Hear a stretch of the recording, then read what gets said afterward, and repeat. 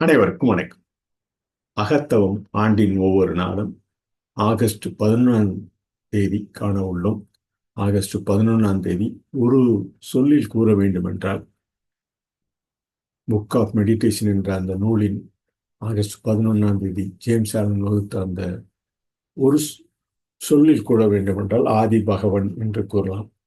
நீங்கள் தெய்வத்தன்மையுடன் உங்களை அடையாளப்படுத்தினால் மட்டுமே மாறுகம் உடையவராக உங்கள் உள்ளம் சரியான நிலையில் இருக்க முடியும்.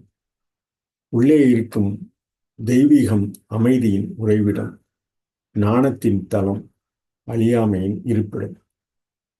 சுய தேடுதல் அனைத்தையும் கைவிட்டு விடுங்கள். கடவுள் உட்செல்லும் அமைதி உங்களுடையது.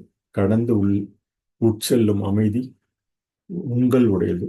கடந்து உட்செல்லும் அமைதி உங்களுடையது. கடவுள் என்று நாம் கூறலாம். ஆதி பகவன் என்றும் நாம் தொகுத்து வகுத்துள்ளனர் அறிஞர் பெருமக்கள். What he says on English on August 11th in single word we can say in acrostic word God. Generous optimistic director. Generous optimistic director we can say in acrostic word in single word. Only when you identify yourself with the divine can you said to be clothed and in your right mind.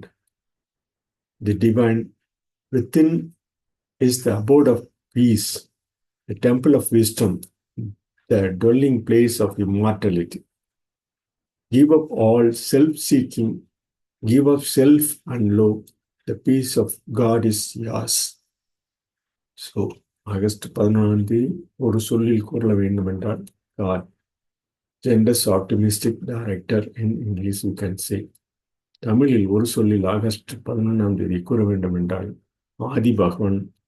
ஆண்டாண்டு தோறும் பிறனுடைய அந்த அகலவன் நமது நற்சிந்தனை உருவாக்கட்டும், அமைதியை உருவாக்கும் என கூறி இந்த